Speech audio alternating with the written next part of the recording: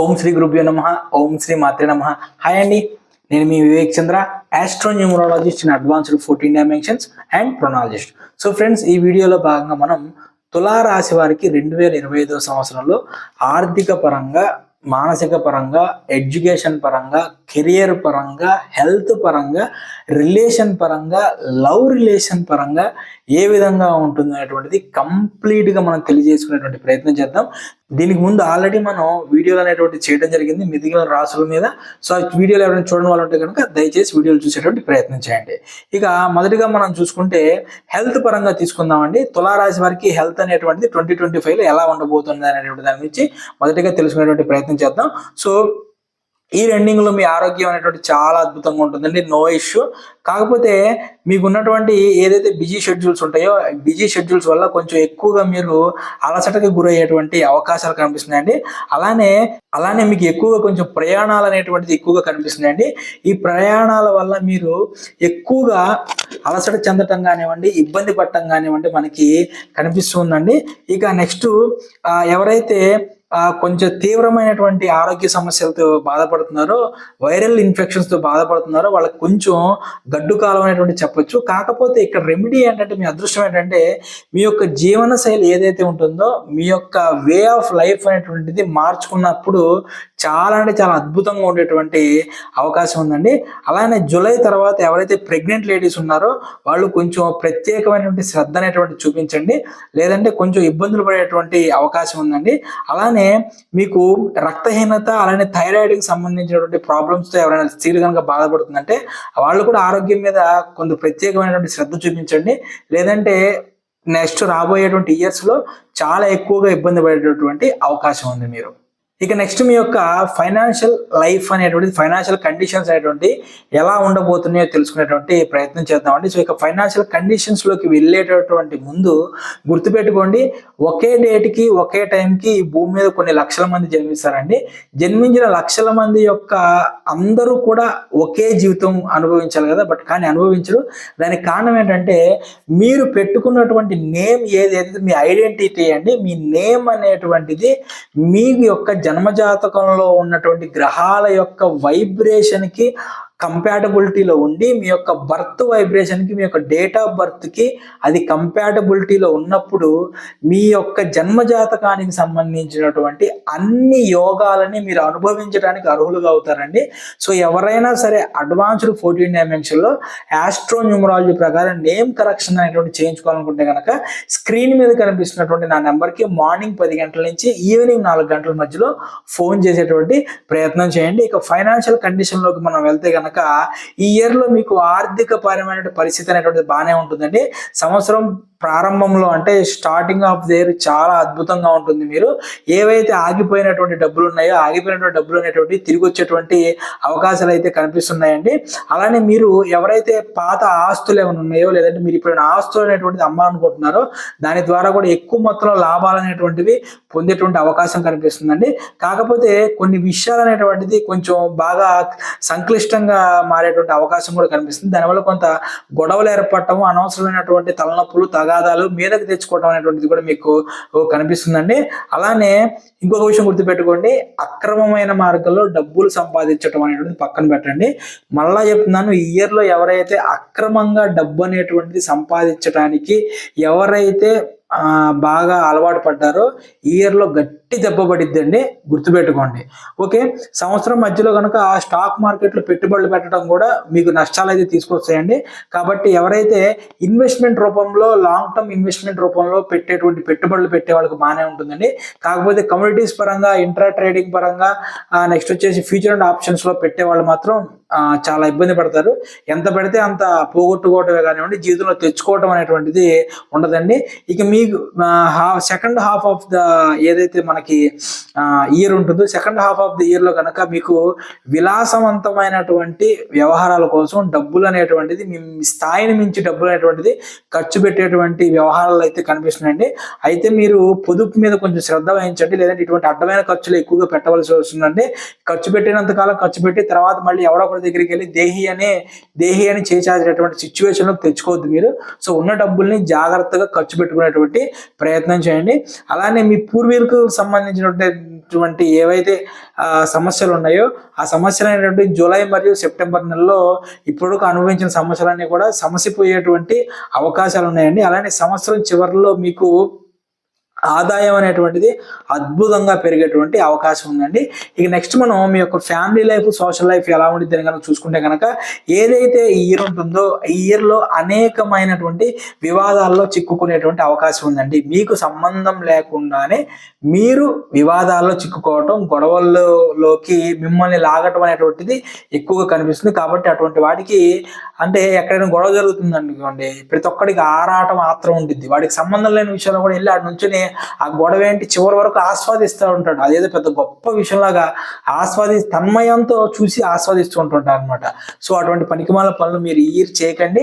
Year చేశారంటే కనుక గట్టిగా దెబ్బపడిద్ది, మీకు అనవసరంగా కోలుకోలేని దెబ్బపడిద్ది అనమాట. సో ఇక మీకు సంవత్సరం స్టార్టింగ్ లో ఆల్రెడీ చెప్పిన కదా చాలా బాగుంటుందండి. కుటుంబంలో మీ ప్రాధాన్యత ఖచ్చితంగా పెరుగుతుంది. మీకంటూ ఒక గుర్తింపు వస్తుంది. మీరంటే ఏంటో నిరూపించుకునేటువంటి ఇయర్ కూడా ఇది. మీ ఇంట్లో మీ చేతి ద్వారా అనేటువంటి శుభకార్యాలు అనేటువంటిది జరిగేటువంటి సిచ్యువేషన్స్ కూడా మనకి కనిపిస్తున్నాయండి. అలానే ఫిబ్రవరి 4న మీకు ఈ ఏదైతే మన బృహస్పతి ఏదైతే గురుగ్రహం ఉన్నాడో ఈ గ్రహం వలన కుటుంబానికి సంబంధించినటువంటి అనేక పాత సమస్యలు కూడా పరిష్కారం అవుతాయండి. అలానే మీ యొక్క జ్ఞానం ఏదైతే ఉంటుందో జ్ఞానం అనేటువంటిది అద్భుతంగా పెరుగుతుందండి.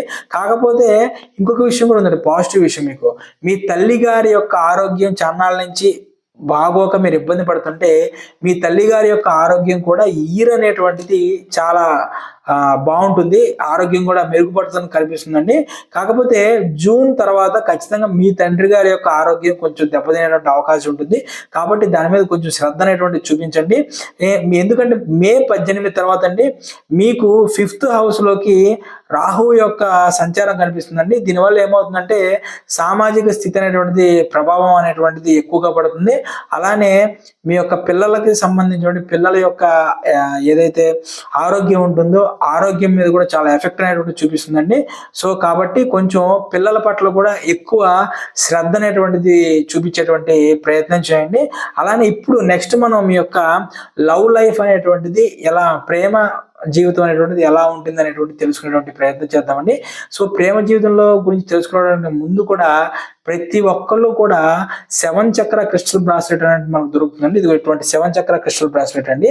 ఎవరైనా సరే ప్రతి ఒక్కళ్ళు ధర్మంతో, కులంతో, మతంతో, జెండర్తో సంబంధం లేకుండా ఎవరైనా సరే చక్కగా ఈ 7 చక్ర క్రిస్టల్ బ్రాస్లెట్ వేసుకోవచ్చు అండి. ఎందుకంటే ఈ 7 చక్ర క్రిస్టల్ బ్రాస్లెట్ అనేటువంటిది మన బాడీలో ఉన్నటువంటి చక్రాస్ని కొంత మేరకు బ్యాలెన్స్ చేసి మన ఆలోచన అనేటువంటి దాన్ని సరైనటువంటి మార్గంలో తీసుకెళ్లేటువంటి ప్రయత్నం జరుగుతుంది. కాబట్టి మీకు ఆన్లైన్లో మనకి 7 చక్ర క్రిస్టల్ బ్రాస్లెట్స్ దొరుకుతాయండి.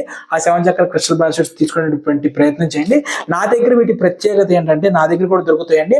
వీటి ప్రత్యేకత ఏంటంటే 23 రోజుల పాటు నేను దీన్ని మంత్రోచ్చారణతో నేను యాక్టివేట్ చేయడం జరిగిందండి. ఎనర్జీ యాక్టివేట్ చేస్తుంది దీన్ని. సో ఎవరికైనా కావాలంటే కనుక నా దగ్గర నుంచి కూడా ఈ ఎనర్జీ యాక్టివేట్ చేసినటువంటి 7 చక్ర క్రిస్టల్ బ్రాస్లెట్ కూడా నా దగ్గర నుంచి కూడా తీసుకునేటువంటి ప్రయత్నం చేయండి. ఇక ఇప్పుడు మీ యొక్క లవ్ లైఫ్ అనేటువంటిది ఎలా ఉంటుంది, ఎడ్యుకేషన్ కెరీర్ ఎలా ఉంటుంది, వాటి గురించి తెలుసుకునే ప్రయత్నం చేసి చివరిలో దీనికి సంబంధించిన రెమెడీ అనేటువంటిది మనం తెలుసుకునేటువంటి ప్రయత్నం చేద్దాం అండి. ఇక మీ యొక్క లవ్ లైఫ్ అనేటువంటిది ఎలా ఉంటుందంటే కనుక వైవాహిక జీవితంలో ఖచ్చితంగా ప్రేమలు పెరుగుతాయి. వైఫ్ అండ్ హస్బెండ్స్ మధ్య ఖచ్చితంగా ప్రేమానుబంధాలు ఎక్కువ అవుతాయండి. సో ఇన్నాళ్ళు లేనిది ఇప్పుడు ఇయర్లో కూడా ఇద్దరి మధ్య మంచి అండర్స్టాండింగ్ అనేటువంటిది ఎక్కువగా వస్తుందండి. అలానే కమ్యూనికేషన్ కూడా చాలా అద్భుతంగా ఉంటుందండి. మీరు ఒకరిని విడిచిపెట్టి ఒకరు ఉండలేనటువంటి సిచ్యువేషన్స్ కూడా మీకు ఏర్పడుతూ ఉంటాయని గుర్తుపెట్టుకోండి. ఏ సిచ్యువేషన్స్ ఎంత అద్భుతమైనటువంటి ఫలితాలు జరగాలన్నా సరే మన నేమ్ అనేటువంటిది కంపాటబిలిటీలో ఉండాలండి. వైఫ్ అండ్ హస్బెండ్స్ నేమ్స్ అలానే పిల్లల యొక్క నేమ్స్ అనేటువంటిది ఒకరి నేమ్స్కి ఒకరికి కంపాటబిలిటీలో ఉండాలండి. అలా కంపాటబిలిటీలో ఉన్నప్పుడు ఆటోమేటిక్గా అందరి మధ్య కూడా ప్రేమ అనేటువంటిది పెరుగుతుందండి.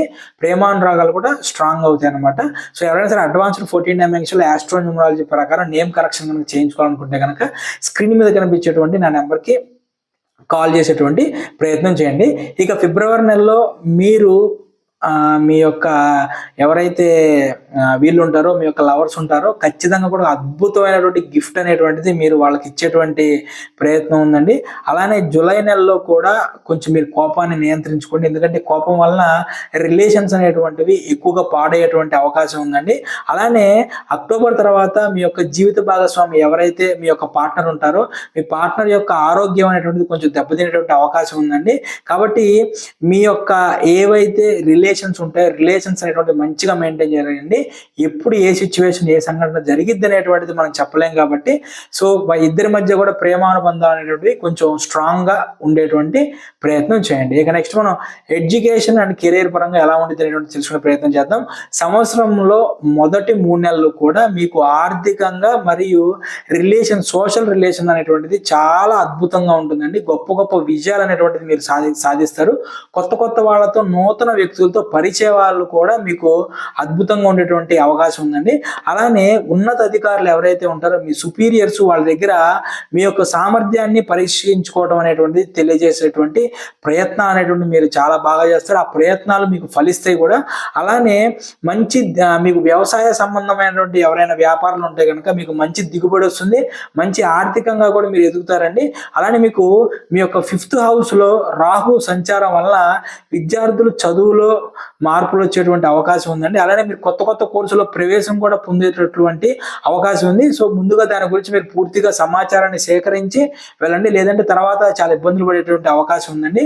అలానే కొత్త కొత్త ఆదాయ మార్గాలు అనేటువంటిది వెతికేటువంటి సూచనలు కూడా మనకి కల్పిస్తున్నాయి. అలానే అక్టోబర్ తర్వాత మీరు విద్యకి సంబంధించి వృత్తికి సంబంధించి వ్యాపారాలకు సంబంధించినటువంటి ఆటంకాలు అనేటువంటి తొలగిపోయి ఈ ఇయర్ అనేటువంటిది అద్భుతంగా ఉండేటువంటి అవకాశం ఉందండి. సో ఎన్ని కష్టాలు వచ్చినా ఎన్ని నష్టాలు వచ్చినా సరే భగవంతుడు ఆ కష్టాలు నష్టాలు మనం ఎదుర్కొని నిలబడటానికి అంతే అద్భుతమైనటువంటి రెమెడీస్ అనేటువంటిది మనకు చెప్పడం జరిగిందండి. సో ఎవరైనా సరే మనకి నా దగ్గరికి 14 డైమెన్షన్లో అడ్వాన్స్డ్ 14 డైమెన్షన్ ఆస్ట్రోన్యూమరాలజీ ప్రకారం నేమ్ కరెక్షన్ చేయించుకోవడానికి వచ్చినటువంటి క్లయింట్స్ కి వాళ్ళకి సంబంధించినటువంటి ప్రాబ్లమ్స్ మనం చెప్పినప్పుడు ఆ ప్రాబ్లమ్స్ రెక్టిఫికేషన్ కోసం మనం అద్భుతమైనటువంటి రామబాణం లాంటి రెమెడీస్ అనేటువంటి మనం చెప్పడం జరుగుతుందండి. అటువంటి రెమెడీస్ తో ఎంతో మంది లైఫ్ లో ఎంతో అద్భుతాలు సాధించినటువంటి వాళ్ళు క్లయింట్స్ చాలా మంది ఉన్నారు. సో అటువంటి అద్భుతమైన రెమెడీస్ కూడా నేను ఇప్పుడు మీకు తెలియజేసేటువంటి ప్రయత్నం చేస్తాను. సో కాబట్టి మీ అందరూ కూడా పాటించండి. సో ప్రతి గురువారం రోజు కూడా ఆవుకి మీరు నానబెట్టినటువంటి బార్లీ అనేటువంటి తినిపించేటువంటి ప్రయత్నం చేయండి. అలానే ప్రతిరోజు కూడా పంచాక్షరి మంత్రం అండి. సో ఈ కాలంలో పంచాక్షరి మంత్రం అంటే ఏంటి అని కూడా కింద కామెంట్లు పెట్టేటువంటి మహానుభావులు ఉన్నారు. అయ్యా పంచాక్షరి మంత్రం అంటే ఓం నమ శివాయ అని పంచాక్షరి మంత్రం అంటాం. నేను ఎప్పుడో ఒక వీడియోలో పంచాక్షరి మంత్రాన్ని ప్రతిరోజు 108 సార్లు ఉదయం సాయంత్రం చేపిస్తే మీకు ఖచ్చితంగా కూడా ఉన్నటువంటి ప్రాబ్లమ్స్ కి ఒక రెక్టిఫికేషన్ ఒక మంచి మార్గం కనిపించింది. అంటే చాలా మంది మహానుభావులు పంచాక్షరి మంత్రం అంటే ఏంటంటే వీడియోలో చెప్పలేదన్నారు. అప్పటి వరకు ఇంత ఘోరం ఉంటారో నాకు తెలియదండి. ఓకేనా, పంచాక్షరి మంత్రం అంటే తల్లిదండ్రులు మరి పిల్లలకి చదువుతో పాటుగా మనకి సంబంధించినటువంటి జ్ఞానాన్ని, మనకు సంబంధించినటువంటి వేదాలని, మనకు సంబంధించిన పురాణాలని, చిన్న చిన్న విషయాల్ని తెలియజేసేటువంటి ప్రయత్నం చేయండి అబ్బా. లేదంటే పిల్లలు ఎట్లా తయారవుతారంటే మర మనుషుల్లాగా యాంత్రికులుగా తయారైనటువంటి రోజులు తయారవుతున్నాయి ఇవన్నీ కూడా. సో పంచాక్షరి మంత్రాన్ని ఇవన్నీ ఓం నమ శివాయ అనేటువంటి దాన్ని ఉదయం సాయంత్రం మినిమం 108 సార్లు కనుక మీరు జపించేటువంటి ప్రయత్నం చేయగలిగితే చాలా అంటే చాలా అద్భుతంగా ఉంటుందండి. ఇక ఎవరైతే నాన్ హిందూస్ ఉంటారో నాన్ హిందూస్ ఎవరైనా సరే ప్రతి గురువారం రోజు కూడా నవధాన్యాలు ఉంటాయి కదా, నవధాన్యాలు ఏవైనా సరే ఒక 7 ధాన్యాలని ముందల రోజు నానబెట్టుకొని, అంటే బుధవారం రోజు నానబెట్టుకొని గురువారం రోజు పక్షులకు వేసేటువంటి ప్రయత్నం చేయండి. మంచి ఫలితాలు అనేటువంటిది వస్తాయి. సో నా వీడియోని ఇంత అద్భుతంగా ఆదరించిన మీ అందరికీ కూడా నా హృదయపూర్వక కృతజ్ఞతలు. Thank you.